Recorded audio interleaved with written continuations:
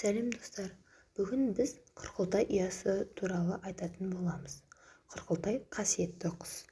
Ол ұясын аң-құс көп болатын қалың орманда емес, қаупі аздау тоғайдағы биіктеу ағаштың ұшар басындағы бұтағына сілекеймен араластырып тоқып іледі. Бірақ берік биіктетіндігі сондай, желмен тербелсе де жерге түспейді.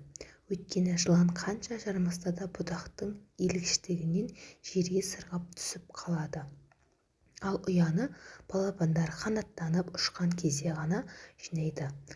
Ұя 6-7 метр биіктеу жерде болады. Құрқылтайдың ұясы ең алдымен бүйрек ауруына ем.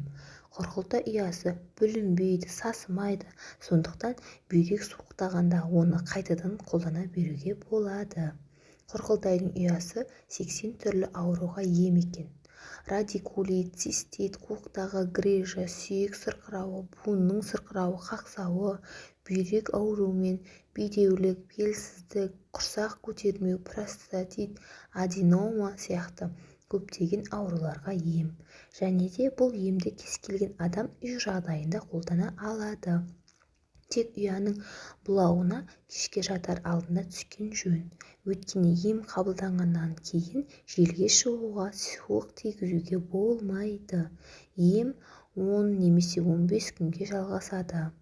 Цистит немесе бала шыжың болса, ұядан азырақ бөлігін алып түтетіп, яғни шұңғырлау темір ыдысқа саласыз да, оған азырақ қана адыраспан қосасыз. Оны адыраспанды түтеткендей түтету қажет.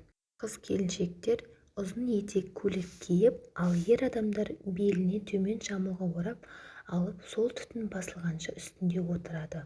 Оған 10-15 минут уақыт кетеді, сосын жылы киінуі шарт. Міне құрқылтай ұясының осындай ерекше қасиеті бар екен. Мұны да біле жүргеніміз жөн. Дегенмен ем екен деп қасиетті құстың ұясын балапандары қанаттанбаған кезде алып, оның көбеюіне зиян тигізбеу жағында ұмытпағанымыз жөн. Қай нәрсенің де обалы, киесі болатын естен шығармайық.